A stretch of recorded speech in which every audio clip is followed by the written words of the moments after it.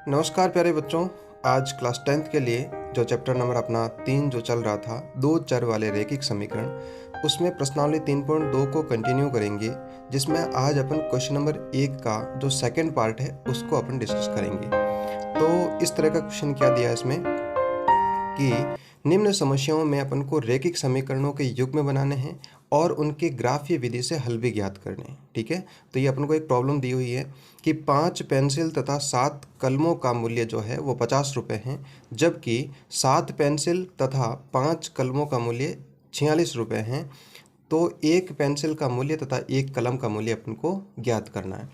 तो यहाँ पर आपको एक पेंसिल दी हुई है, एक कलम दी हुई है। 5 पेंसिल और 7 कलम का टोटल जो रुपए हैं वो आपके 50 हैं। ठीक है, और इसी तरह से 7 पेंसिल और 5 कलम का जो मूल्य है वो आपके 46 रुपये हैं। तो अब इनको सबसे पहले अपन को बीजगणितीय रूप में लिखना पड़ेगा। ठीक है, उसके बाद में अपन ग्राफिकल करेंगे। तो अपन क्या करते हैं, सबसे पहले अभी अपन को न तो पेंसिल का मूल्य पता है और न ही अलग से कलम का मूल्य पता है। तो अपन मान लेते हैं, माना एक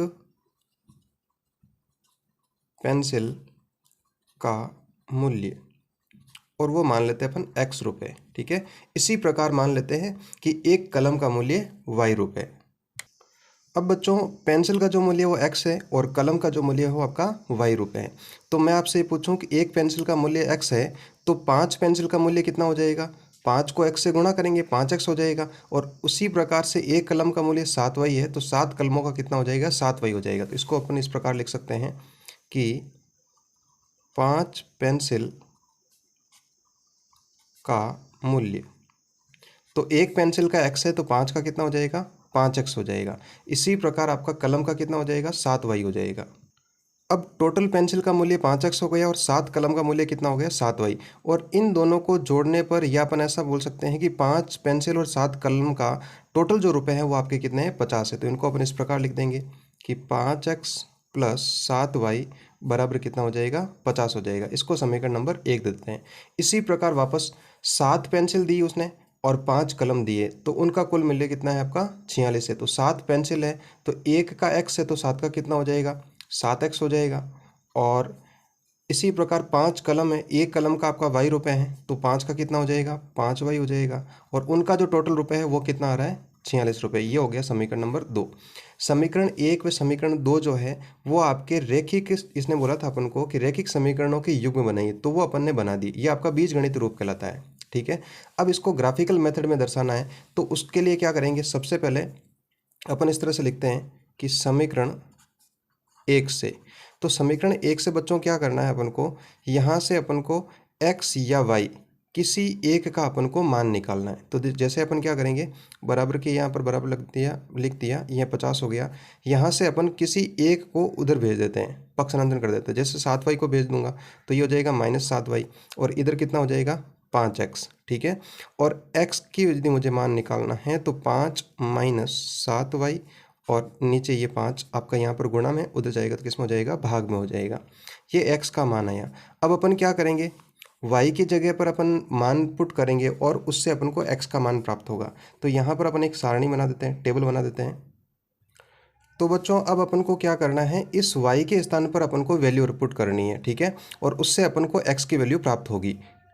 सबसे पहले अपन जो है ना, जीरो से वैल्यू पुट करना स्टार्ट करते हैं। और आपको यहाँ पर ये चेक करना है कि जो भी आपकी ये वैल्यू आए वो आपका 5 से डिवाइड होनी चाहिए, तभी अपन के पास में एक पूर्ण संख्या प्राप्त होगी।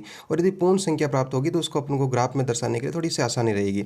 तो सबसे पहले यहाँ पर जीरो पुट करूँ तो 7 को 0 से गुणा करेंगे तो 0 हो जाएगा। 50 - 0 50 हो जाएगा, और 50 में 5 का भाग जो है वो पूर्ण रूप से जाता है। तो सबसे पहले लिखूंगा y बराबर 0 रखने पर, तो ये हो जाएगा x बराबर 50 - 7 गुणा 0/5।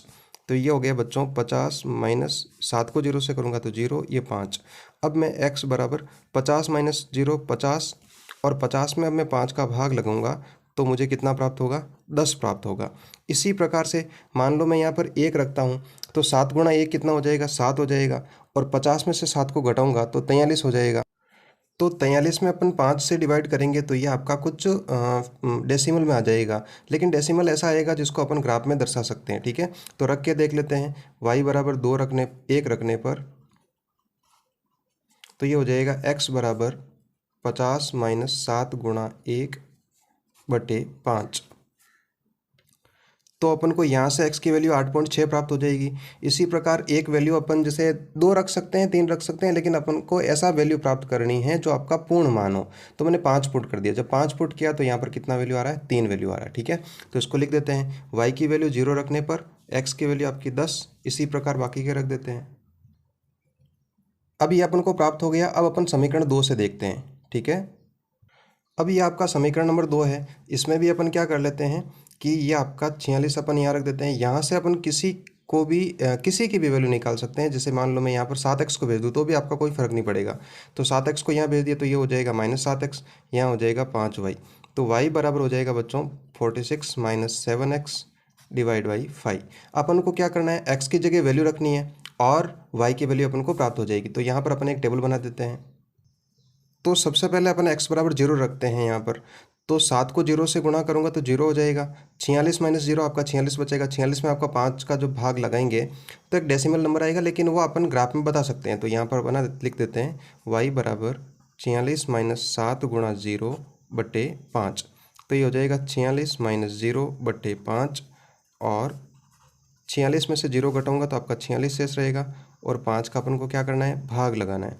तो जब भाग लगाऊंगा तो 5 का भाग जो 46 में है वो 9 बार चला जाएगा, फिर आपका 9.2 बार चला जाएगा। ठीक है बच्चों, तो इस प्रकार फिर से अपन 1 रखने पर इसका वैल्यू निकाल लेंगे। ठीक है, और एक वैल्यू और निकाल लेंगे। तो बच्चों जब मैंने 1 रखा तो ये हो जाएगा इस प्रकार, 7 गुणा 1 7 हो जाएगा। 46 माइनस 7 आपका 39 होगा, और जब 5 का भाग लगूंगा तो 7.8 हो जाएगा।